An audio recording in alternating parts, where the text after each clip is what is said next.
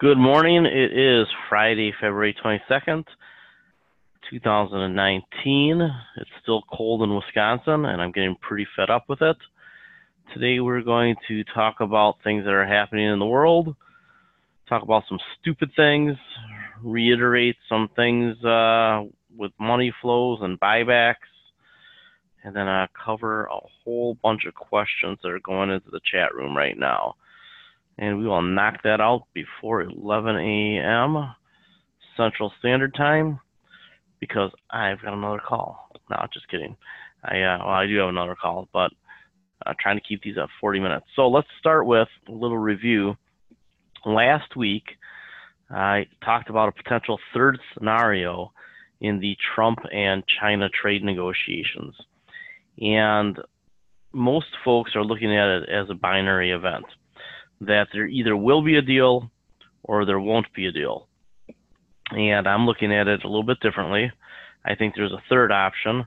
I think there is the likelihood that there will be a partial deal and then an inability or an unwillingness by one or both sides, probably the Chinese, to complete the deal in a way that President Trump would like to see completed. And the scenario that I'm basically laying out is that China would buy a lot of things from the United States to cut the trade deficit so that they can have what they need to have, for example, food and some energy and technology. And then in response to an extended trade negotiation at the end, they'd say, look, that's what we're willing to do. We are not going to make structural changes. And I think that that's very possible. There are articles out there now that are basically saying what I have said is very possibly likely to come to pass. This article by Bloomberg talks about how China was looking to increase what they're importing, particularly food, as a way to cut the deficit, but really I think it's a way to stockpile, right? So if they stockpile food and energy and some technology that they need to continue producing for the next year or two, then they can wait out President Trump. So I think there's a very good possibility we see these negotiations stretched into the summer and then ultimately fail, but after China has taken delivery of a lot of things that they need. A number of analysts, I believe one of the gentlemen was the old ambassador to China or something along those lines, may have been a trade position with the IMF or something. But he basically said, look, it's almost impossible that China would make structural reforms because, of course, they don't operate the same way we do. It's a one-party system. If you're not a communist, at least in the Communist Party, then you don't really have a say. So to think that President Trump can force them to make any substantial changes is probably pretty unlikely. And I didn't even see this. China-U.S. won't totally resolve trade war, which is basically what I'm saying. So I think for the next couple of months, the stock market operates on the idea that there's possibly going to be a deal, right? All this hopium that's out there. So let's be careful with the hopium because it might not come to pass in the end. So let's talk about something stupid. And no, I'm not calling Alexandria Ocasio-Cortez stupid, but I do actually agree with this article in the Washington Post. One of the subscribers put it up, and I agree. I think in general, socialists are economically illiterate. There is a new money philosophy out there that basically says if you borrow in your own currency, that you can just pretty much borrow almost forever. When things like this start to become in vogue, when a lot of people start to say it, and it's never been true before, but it's popular, a lot of times actions get taken on that. Goldman Sachs recently jumped on board the modern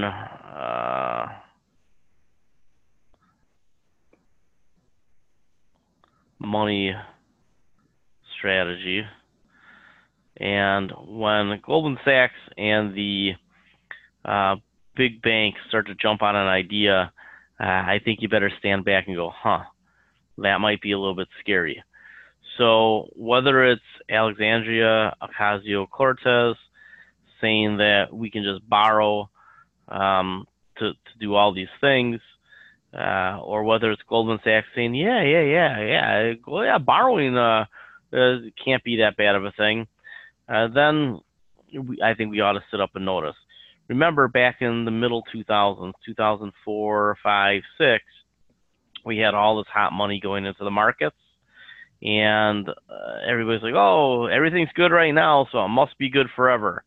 It doesn't matter that we have all of these people buying multiple properties that don't have any income to pay those mortgages, because, hey, real estate never goes down. Well, I am a Keynesian, and I do believe that the United States has the ability to do more borrowing than really any other country on the planet. So, and those actually things are exclusive. The United States can borrow, but we should only do it when we need to.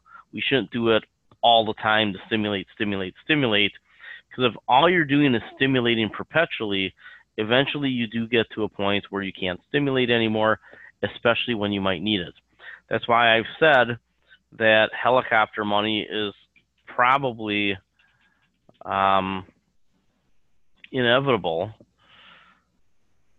And I've said it in an interview, and I'll write more about it, is that if people like this and bankers like that allow us to just borrow, when we hit that wall, there will only be one choice. And that choice will be to print a lot of money. Because at some point, people who have been lending you money either A, don't have the money to lend you anymore, or B, don't want to. So the scenario that I see, and I'll write more and more about, is that we're probably going to drive ourselves into a position where we don't have the financial capability to handle these debts anymore. And I don't think that particular problem is imminent. It'll probably take a confluence of events. One of them will be the rest of the boomers leaving the economy and really pushing the drawdowns on institutional pension funds even more and more into distribution. The pension funds in America are only funded at about 60%. So once all the boomers are on retirement, we have a really big problem in getting them their pension payments. So that means that the federal government is going to have to bail out a lot of pensions. And we're like 30, 35 years away from Social Security having nothing more owed to it. So about 30 years from now, and that date might be closing in actually, we have filled Social Security with IOUs. And eventually they'll have spent all the IOUs. And we are printing money, essentially, moving money from one pocket to another right now to pay for Social Security, because what's coming into Social Security as of last year, or might have been even the year before, is less than what's being paid out. So, again, once all the baby boomers are on Social Security and taking their pensions, we really have obligation problems. And that starts, 8, 9, 10 years from now. So while you have all these people crying bubble, bubble, bubble, crash, crash, crash, yeah, there's a problem with trying to time it, right? Because you can say, well, if the stock market has a 20% correction last year, two of them, 19% twice, does that mean that we were having a bubble burst? No, it probably just means we were having volatility. And the economy has been doing very well. So at what point do all these things come to a head? I think we could get a preview next year but I don't think it'll be the big one. The big one I still think is 8, 9, 10, 11, 12 years out, sometime in the late 2020s. But it is avoidable. We're not going to avoid it because we have no will to avoid it, right? There's no will to avoid the next debt crisis. There's no will at all. And I say that not because of her and Bernie and other people who wants to borrow a lot of money to do all the things that they want to do, but because the bankers are in on it and the Republicans are in on it. The Republicans have just driven the federal deficit back up over $1 trillion with the tax cuts for the richest 1% of the people. You're seeing the headlines now that the middle class really isn't benefiting that much from the tax cuts. Pretty much all, and the studies are out there. I'm not going to pound you with all these studies and show you the numbers over and over. You can look it up yourself. But the tax cuts pretty much did go to the richest 1%. The next 10% of us who are pretty much on this call, we got a couple bucks too, but it really, it was not the type of tax cut that helped the entire economy. So we'll see how long the trickle-down impact continues. It probably won't last too long. It never does. You get the initial sugar rush, and then you have the problems. And the problems that I see next year actually do have to do with the buybacks. And it has nothing to do with buybacks causing income inequality. The dumbass argument that Bernie Sanders is making. And to understand buybacks, you have to think about the corporation and the shareholders. So if you're a shareholder of stock and the company is buying back stock, that means that your stock value goes up. You are likely at some point to say, I think this is a little overvalued, or I've made a profit. I want to take some of that cash out. What do? You reinvest it into something else. So stock buybacks are a way for management to say, if they're doing it responsibly, and they don't always do it responsibly, to say, hey, there's not a lot of growth out there. We have a profitable business, but there's not a lot to reinvest into from a production standpoint. And that makes sense in a lot of industries. We've talked about a lot of industries are seeing lower aggregate demand. So as a company sees lower aggregate demand, they should do three things. They should pay down their debt first, and then they should return cash to shareholders, dividends and buybacks. So this idea that buybacks have something to do with income inequality, nah. Well, income inequality comes from rigging the tax code for the richest people and allowing corporations to not have to follow, big corporations, to not have to follow the regulations that the little guys have to.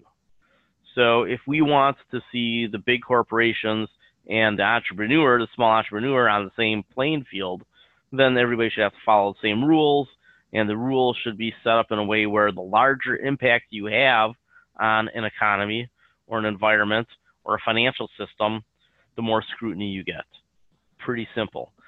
So progressive tax code, becoming less progressive is probably something to do with income inequality, the whole trickle-down approach, and we have to keep an eye on that because ultimately, you'll have a social problem down the road. But what Eddie Ardeni, who is a pretty smart guy, says is that, yeah, the rich are richer, but so are most Americans. And that's true to an extent. But I know a lot of people that are between, not top percents for the income strata and not bottom 10%, right? That very flattening out lower middle class, right? We got a lot of lower middle class out there and a lot of the upper middle class that's disappeared. But you've got a lot of people, you got a flattening bell curve. And we know that most people, if they had $1,000 expense, they'd have to borrow, right? Or they wouldn't be able to pay it. We see that in healthcare all the time. One of the reasons why something like Medicare for All makes economic sense, if they don't make it a government program, but they basically copy the outsourced one that we already have. Again, Medicare is not a government program, really. It is run jurisdiction to jurisdiction by insurance companies. But they're on 4-bid contracts, so that limits gouging, and then there's price controls on different medical procedures and doctor's charges and things like that. And then if you're over 65, and you know this, if you're over 65, you go out and buy a supplement to tailor your coverage to you and make sure that you're not on the hook for the last 20% that Medicare doesn't cover. So ideas like 100% healthcare coverage for free, or 100% education for free, all of these socialist utopian ideas, ultimately you have to come up with, can we pay for it? And eventually all those things come to a head because I don't think either side is doing a good job with the budget or prioritizing. They're all just looking to, this guy's a blowhard. I mean, anybody who doesn't think that Bernie Sanders is a blowhard just hasn't been paying attention. Does he know who the crooks are? Yeah, he's good at picking out the crooks. Is he good at giving solutions? No. But I think we're all pretty good at picking out the crooks, right? So, I'm not a big Bernie guy. I think that ultimately the things that he and she and some of the other ones have to say, if they're not going to be financially responsible and we're going to still vote for them, then we're making our own bed, and don't blame somebody else when it happens. In any case, the buybacks have really very little to do with income inequality, but the buybacks have a lot to do with the stock market. So last year we saw the rise in record year of buybacks, and this year we're going to break it. So we have the hopium of the China deal. We have bigger buybacks this year than last year, and all these pieces of missing money that I talked about last December or in December, some of these pieces of missing money are no longer happening. So right now there's no tax loss selling. There's no hedge funds liquidating.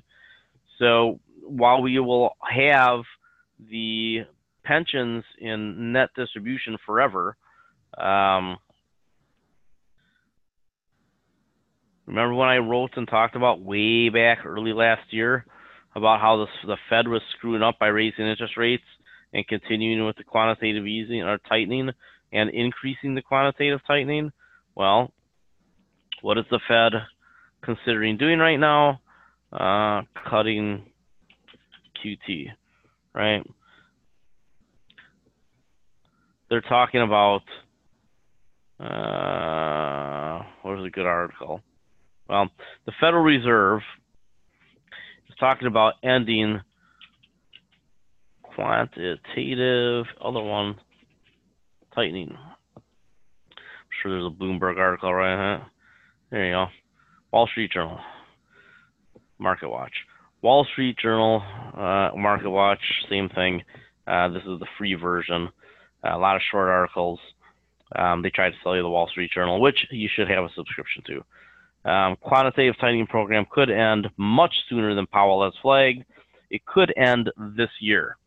Interesting to me that President Trump has been able to put enough pressure on Chairman Powell to consider ending quantitative tightening, right? Easy to get those mixed up, before the election year, right?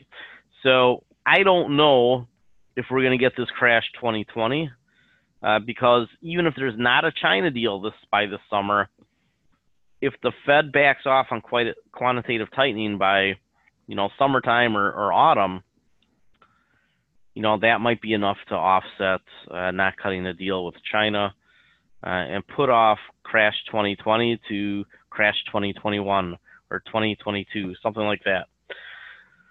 What can we do? Knowing that the buybacks will eventually go down probably in 2020 or 2021, and that the Fed is going to have to intervene ahead of time, what do we do as investors? Is it always a good time to buy? I've been reading this guy's stuff. I won't call anybody silly or stupid or just out of their minds today, and I won't point out that the things that they put on their resume are a little bit trumped up. I won't say anything like that. But this idea that you can have a super broadly diversified portfolio and that you should just always be buying kind of blows my mind, right? So I'm going to just talk about a guy in Omaha. Look, if you want to beat the stock market, there's a couple of things you can do. And this is what I've gravitated towards. I own a few exchange traded funds. My core exchange traded fund is, anybody know what's my core exchange traded fund? Come on, somebody knows the answer. QQQ, yay, QQQ, exactly. So my core exchange traded fund is QQQ. Your portfolio should start with this, right? These are some pretty darn good companies up here. You don't even have to buy these stocks if you own this fund. Not a huge fan of Facebook. I talked about it crashing and losing a bunch, and it did. But at this point, it's probably not too dangerous. Alphabet is in here. So Microsoft, Apple, Amazon, and Alphabet, add those together, about 8.5%, are the three biggest holdings. So these four companies, Microsoft, Apple, Amazon, and Alphabet, are like 36% of QQQ. I can't think of four better stocks as a basket to be the core of your portfolio. We've talked about Cisco doing everything right, part of 5G world. Intel doing a lot of things right, staying one step ahead of the competition in most cases, sometimes a half step behind, and then they catch up and go ahead again. Their balance sheet helps them. Their long history of R&D. They've made some acquisitions, especially in artificial intelligence and in automotive, that are going to keep them doing well. So this basket of stocks has generally done better than the S&P 500. And you can pick any time frame you want. The blue line is going to be above the orange line. So everybody uses the S&P 500 as their benchmark. But as we can see, QQQ beats them. Even including the tech crash, QQQ beats the S&P 500. So while everybody else is benchmarking the S&P 500, you can basically beat the S&P 500 just by owning QQQ. And I would say every now and then when you have a giant rally like this, you trim. And we did trim. Back in August, September, we trimmed. And then we bought in too damn early. But basically, I think I told everybody to buy at 169 and 162. So we were down for a while, down to, what was that price?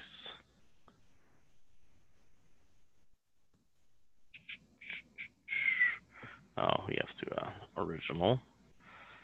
What did QQQ get down to? Yeah, 150 something. So we were down for a little while, 149. We were down for a little while. And I have 5 or 6 or 7 people who told me I was stupid for buying at 169 and 162 because, oh my God, it went down to 149. Here we are 6 weeks later, 6 freaking weeks, 8 weeks, and it's back up to 172. So everybody should be up on their QQQ position right now.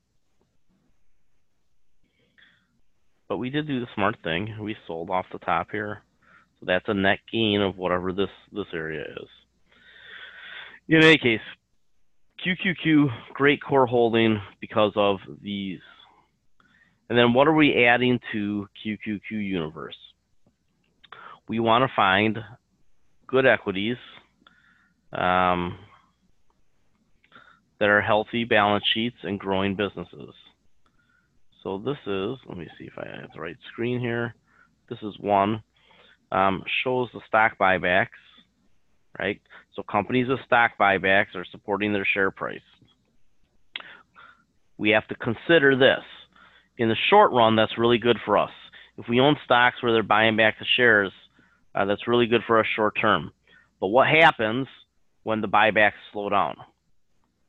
That means that those company stocks probably aren't going to do as well. So what do we want to look for? We want to look for growth. So you have companies with revenue growth. Use the word growth.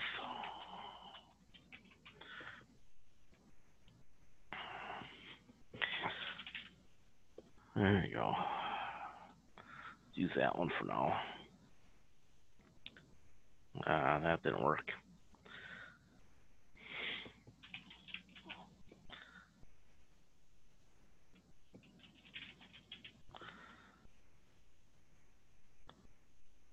There you go. That won't work good enough. Companies with higher growth will be able to support their buybacks and their distributions. So Apple actually had a quarter where they didn't grow. Can you believe that? I think Apple's going to be fine though, because their services business is growing at like 29%, some 20 some odd percent. Services are going to be a big deal, but they're just catching up now. So all the smart technology that we're putting into our homes, our cars, our communications, they have a big healthcare initiative. This number will go positive again soon enough. But the replacement cycle for iPhones is slowing down. Everybody who wants an iPhone pretty much has one now. You know, you have some back and forth between between cell phone companies, but Apple people are Apple people, so that's a pretty strong niche. It might go down 1% here and there, and then back up 1% here and there. Not a big deal. The revenue growth for the services industry is going to be a big deal. Expect this number to go positive again. If that number goes positive again, the fact that they have however many billions of dollars now, way over $100 billion, means that they can just keep buying back stock and paying their dividend and growing their dividend for years and years and years. So because this company is a big piggy bank, as long as this number is really anything positive, they're in good shape. And I would expect that number to accelerate. Microsoft, because of the cloud, is still growing. It's tough to ever get them at a bargain price. December was one of those times. Starbucks is rebounding, 12% growth. So if we rank by growth, you already know these companies have buybacks, and we start to look at, okay, which companies have growth and are buying back shares? Well, about a year ago, I told everybody, a year and a half ago, Nutrien was going to be one of those companies. I haven't looked at this screen. You saw me put it together just now. Nutrien. That's one of our core holdings.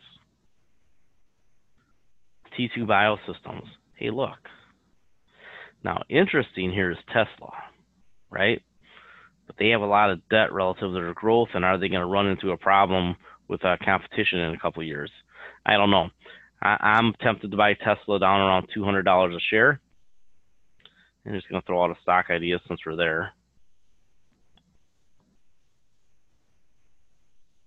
You know, we played this trade here, and I said everybody should sell. It's back down to 294.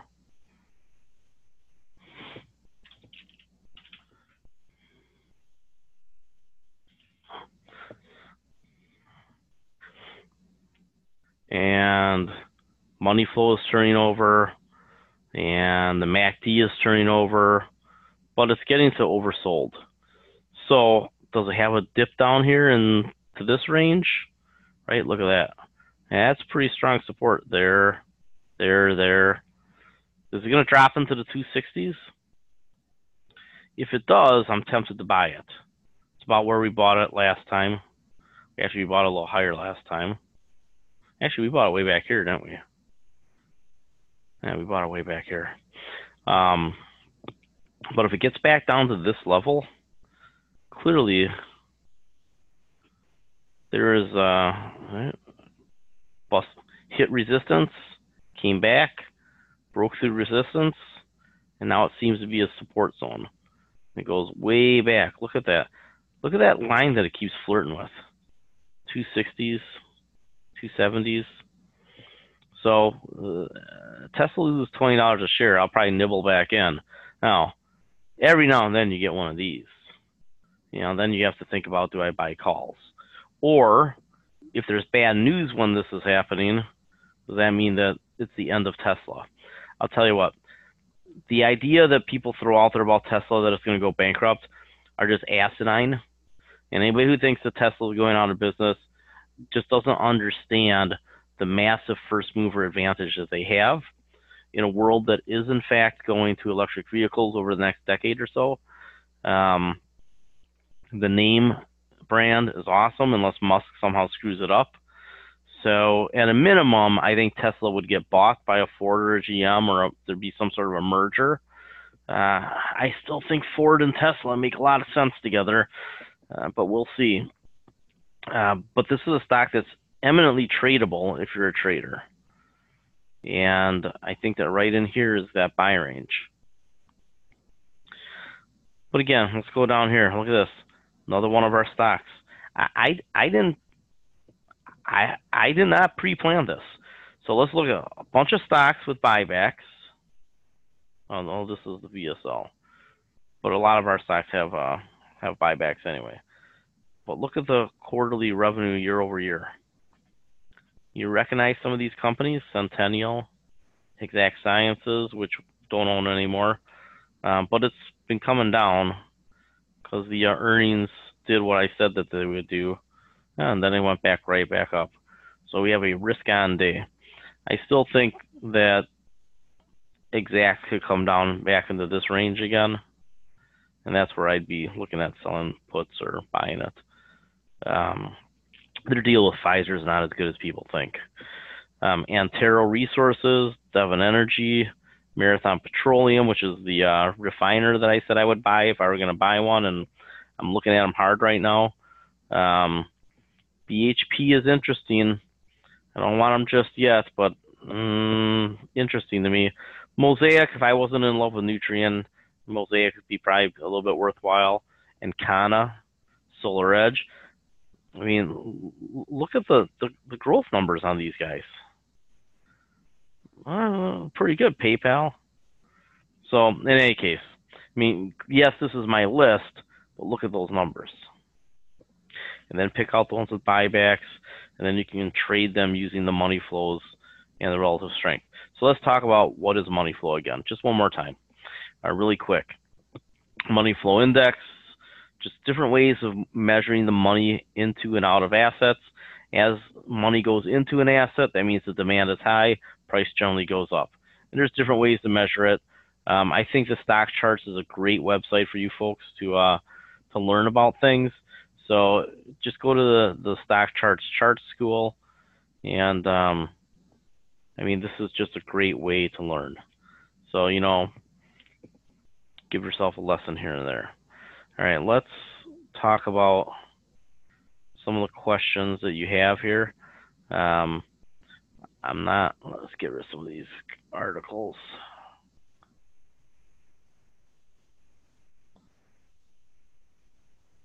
And let's just keep an eye on that. This should be in the back of your head. When we start hearing the buybacks are going to head down, especially if the economy isn't accelerating, we need to be real careful. All right, so let's take a look at, holy cow. All right, so somebody asked me about ETFs, and looks like China got their pop right here. That's still a pretty rugged downtrend. I know that this formation could be one of these things that goes back up like this. I don't know. I have a hard time investing in China because I don't trust them.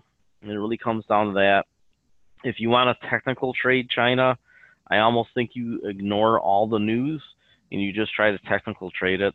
And right now, none of these are looking all that good. So look at India. Again, not looking too sexy. Looks like it could, it's just in a trend, sideways trend here. A lot of sideways around the world.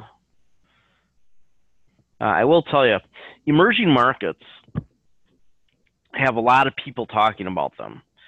I've been into the industry now either as an intern or in the business now for about 30 years. And the story that I've heard over and over and over again is that you got to have money in emerging markets. Well, I don't think that there's much doubt that certain emerging markets emerge. But emerging markets as a class has been crappy for a very long time. Let me show you just how crappy. All right, actually, we want to do it this way. So let's take a look at EEM, emerging markets.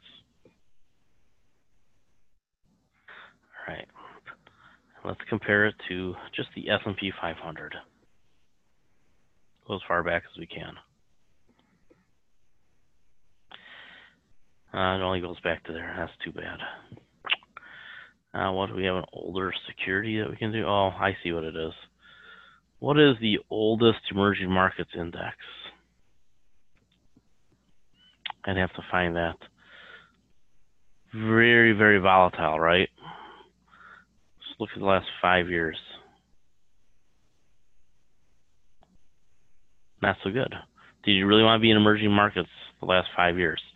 And I'll tell you, if I can find the charts and I'll put them into an article, what you'll see is that as a group, emerging markets and developed markets, there's really no difference. So you have to pick out country to country. So the reason that I like India is because probably over a long period of time, they're going to outperform. Why? Because they have a lot of the same characteristics of education, some property rights, things like that. They're in a good market. They have been beat up recently, so there's some value there. But how low can they go if the world economy stays tepid, right? Because the world economy is not doing that great. It's doing okay, but all the numbers are turning over. So in a world where the numbers are turning over, all right, we need some older India stuff. All right.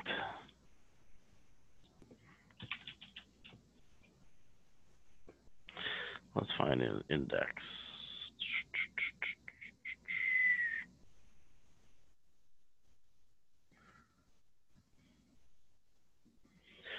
A bunch of crappy indexes, but you see for the last decade, basically sideways. And if we did a lot of the emerging markets indexes, and I have these bookmarked somewhere, I just have to grab them, you'll see that there's a lot of volatility, but you've been better off not having much money there. Of course, there's countries that are exceptions. Vietnam, I think, is about to be one of those exceptions, and there are certain countries that have kicked butt. But as a broad group to just say emerging markets, be careful. Brazil's been really good. You know, Russia's been choppy. So you have to pick your spots. And I think for most of these, you look at two things. You look at value. When does it get cheap? And then when do the indicators point up? So if we know that this has been kind of a ceiling area, why would we screw around with it? It's just kind of doesn't make sense. So when it drops down into here, then maybe we can, we can find some value, right? 400s, I think in the 400s it'd be real sexy. But in here, I don't know. Hasn't done anything, right? So we just have to be careful that we pick our spots and not think that a broad index is going to help us very much, because it's probably not. Any other ETF questions? Let me find those.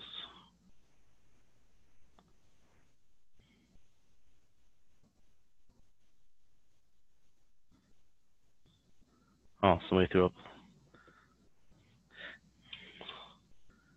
EMQQ. What is that?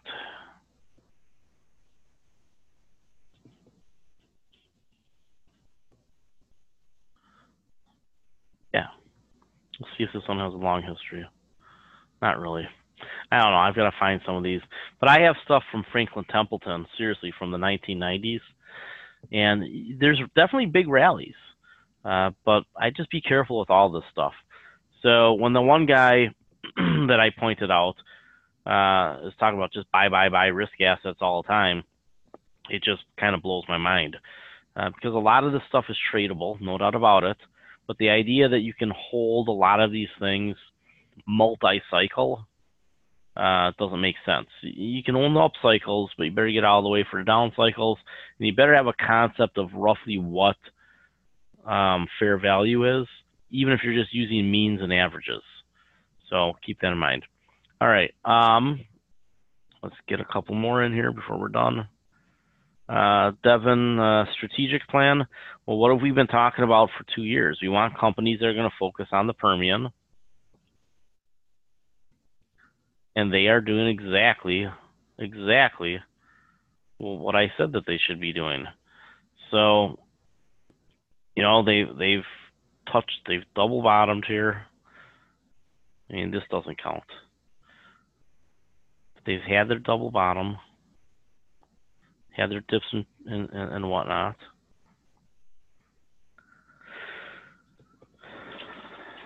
And how do they look now? Now, the one problem you have all the time with companies that announce strategic plans is that analysts who have no concept on how to run a business all give their opinion. And you'll have your thought leaders. Go ahead and listen to them. But all the other analysts, they're knuckleheads. They're just followers. So we know the money flow bottomed out here. And we know that it started to rebound when? Right at the end of December. So on the weekly, we can see that the bigger trend is up. And we know that we just got a pullback. So from here to here, little pullback. We should be buying Devon Energy here. Now, could have gotten a little cheaper over here? Yeah. But this little pullback we're getting now, you should be looking at selling puts on this. I own some calls. Them selling assets off that are non-core is a good thing in general, and pay attention to this. In the oil patch, you have a resorting, a reorganization of all the oil fields. Companies that specialize in the Permian will come off best. But even though those companies, Pioneer, whoever else, Devon, are selling off other assets, the companies that focus on the oil fields and the gas fields, they can bolt on these new assets, and it's more efficient for them as well. So if you're in the Barnett or Haynesworth or Bakken or wherever you are, and one of these companies that wants to specialize in the Permian and maybe a Stack Scoop, maybe Eagle Ford, but one of these companies that doesn't really want to own anything that's not in Texas or Oklahoma, they come and say, hey, I've got this asset in North Dakota. I've got this asset over here on the Gulf somewhere. I got this asset in Colorado. Whatever it is they have. They sell it off. They take in the cash, and now that they're a more focused company with better assets. But the company that bought that asset, they're not making a stupid purchase because they're probably getting a fair price, and they bolted on to an asset they already have. So now a company in the Bakken can add, say, some assets from Encana or somebody, and they can say, okay, well, now we have this extra acreage. It's adjacent to the acreage we already have. We don't have to add any rigs. We can get rid of the rigs that we just bought or don't buy them in the first place, right? So you get economies of scale, you get efficiencies. So this whole process in the oil patch of reorganization where companies are more focused, right? You have this big patchwork, and now the patchwork, instead of these little bitty patches, the patches are getting bigger. It's good for all of these companies. So the lowest debt companies with the best rock are going to do the best, but some of these other companies are going to do well too. And what is that good for? That's good for XOP, right? So XOP, we know the money flow was out for a long time, and now all of a sudden it's starting to go back up. It's a long way to get back up here. Probably take all the way till summertime. So we've got this bottom in XOP, rose, chopped. I'm pretty sure the next move is back up towards 37, 38, 39. And that'll be going into summer. Again, everything's dependent on, do we blow up the world economy first? I don't think that happens. So you've got this little divergence actually just turned positive. Probably going to see a rise here. And then you just got to keep an eye on your overboughts, because they get overbought at some point. If you get an RSI in the 70s, take your leverage off. That's a mistake that we made in the fall. We didn't take our leverage off, and we should have. So way back in here, we should have taken our leverage off, right? That was the trade that we missed. Take your leverage off when things get overbought.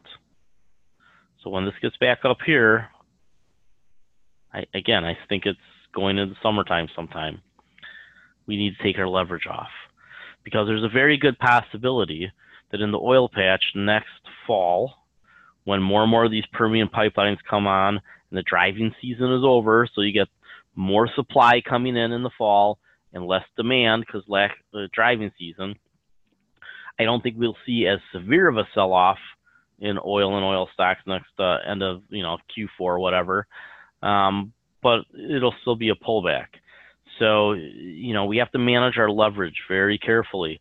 Take your 20, 30, 40, 50% gains, which is what we had in here, and don't get greedy trying to double your money. So we made that mistake, and now we're whittling it back together. So be very careful when the time comes. Pay attention to these numbers. All right. Future of QQQ. It's going to just keep on beating SPY. Mark Yusko was talking about in an interview that I watched that he sees this being,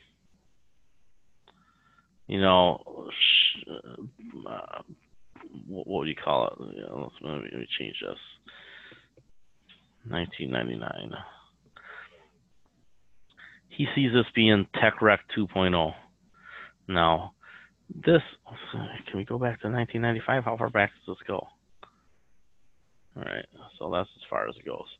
All right, so you had the tech spike on hopium, right? Way back in 1999, 2000, then you get the crash. And this was overdone. Double bottoms here, the financial crisis. Since the financial crisis, it kept going up, but mainly because the surviving companies in QQQ became very, very profitable. It's not like the companies, there's only 100 companies in QQQ. It's not like these companies are unprofitable or heavy debt. They're not.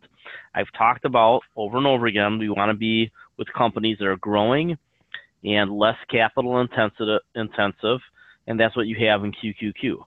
So QQQ as a group has the characteristics that you want. Got this plateau, so an acceleration, and now we have the choppiness. How low can QQQ go?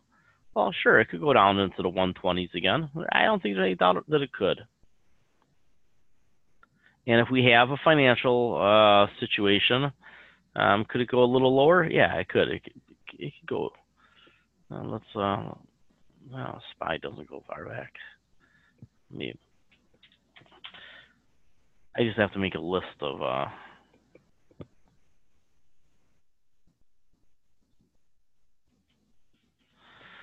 indexes that we can use.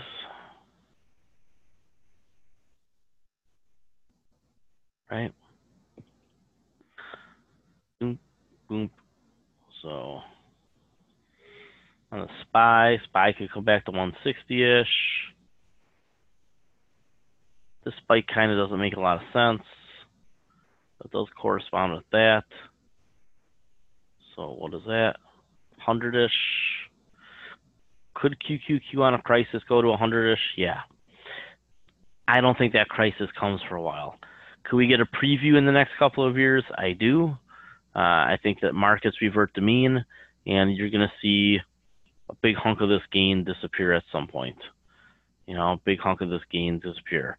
Those Fibonacci retracements, things like that, whatever. So from a certain period to another period, it's always possible to lose half. of the gain from the bottom to the top. So a number in here, that 120-ish number that I just mentioned, 120s, it makes sense. It could happen, no doubt about it. Then lower if there's a crisis. Wow, a lot of stuff on here now. Okay, I'm gonna miss a lot of stuff, but I'll save this. Why is Pepsi in QQQ? I don't know. Because it's the new Coke. It's the newer, new Coke. I don't know. Yeah, Mark Mobius. I've been listening to Mark Mobius for 30 years.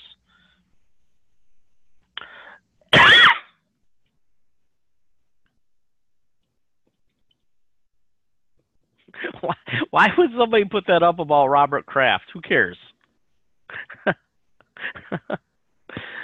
All right. Yeah, come on, AR 49er fans, cut it out. Yeah, seriously, let's keep this. I have to follow along here, so let's keep it to investment stuff. VWO flat for 10 years. Okay, yeah, let's look at VWO. Going back to some of our ETF questions. Yep.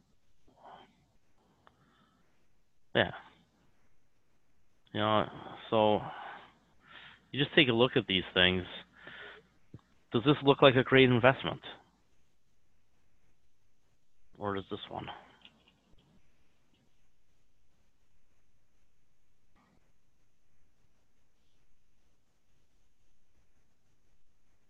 Which one do you want? I like QQQ. Not as capital intensive, higher growth, all the stuff that's coming in the emerging world. And these are the big guys. So once you have your big guys, like the core of your portfolio, I try to have a quarter of my portfolio in QQQ. I haven't been there in a while, but that's kind of my, the hub of my wheel. And these other companies, if we add market cap,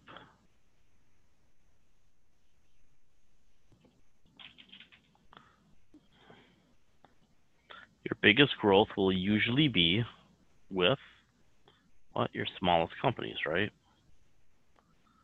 So we rank by size.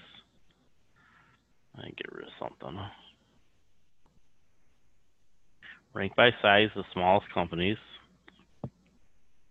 You see some big growth numbers. There you go. Now they critical mass. Weight Watchers might be a bargain right now. Let's take a look. Solar Edge is still growing fast. Acadia, I have a hard time with them. Antero Resources. Is the Antero Resources at a bottom? I think so.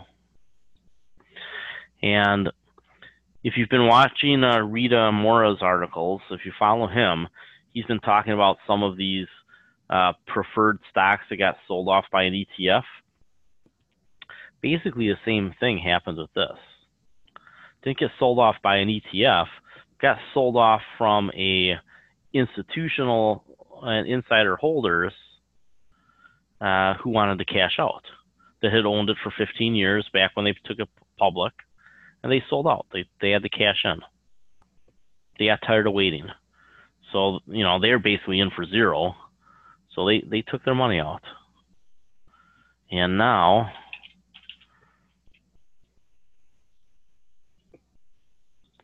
it doesn't want to play nice. All right.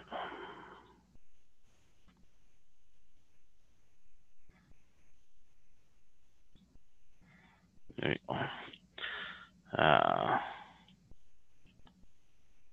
I forgot what I was looking at. There you go. Antero. Come on. All right. Antero. Look at that. Kind of bottomed out. Institutional selling is over with. Starting to work its way back. Deeply oversold. Right? So I think Antero is finally at that, forget that you're down 50% price, and now you start to buy it. I think Antero is going to be a pretty good one. It's deeply undervalued. If nothing else, it should rebound back up into the middle teens. We'll see what happens with natural gas in general. That's just been such a tough freaking market. But I think the trade, you know, the 10% that they talk about with some of these preferred stocks, the gain here is probably 50 or 60% over the next year or so. I think Antero's a buy right now. I don't even think you sell puts, but if you're retired and you just want to sell puts, sell puts. I think you can own this one. And if you're skilled, you can probably buy some calls. So, all right, let's call it a day. Over the Fundamental Trends website is basically done. We're going to launch it in the middle of March when I get back from a trip. And then over on margin of safety investing, I created, because it got cluttered, I created a very explicit thread. Questions for webinars and quick takes. So please use this. There should be one message in here. There isn't right now. But I killed the Ask Me Anything one because it's just, people really did ask me anything and they rambled on. Just one or two sentences. What do you want to hear about in the webinars and the quick takes? Next week or the week after, I'm going to start bringing on guests. And I'll do a 20-minute presentation, then we'll have a 20 to 30-minute conversation, and I'll break it into 2 recordings. The first guest is going to be David Modell, and we're going to talk about money. We're going to talk about the Fed. We're going to talk about the dollar. We're going to talk about the petrodollar. We're going to talk about cryptocurrencies, and it might be a 2-parter. So I know a lot of folks have asked me about cryptocurrencies. About a year and a half ago, I told everybody that most of them were going to go to zero, and the other ones would only lose 80 or 90%.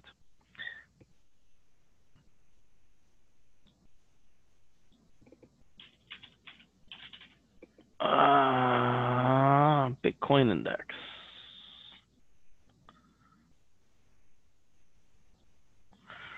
Bitcoin.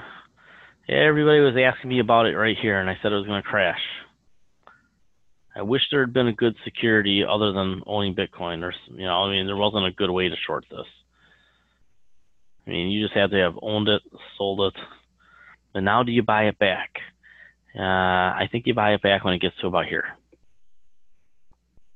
I have said that it's going under 1,000, and I still think it goes under 1,000.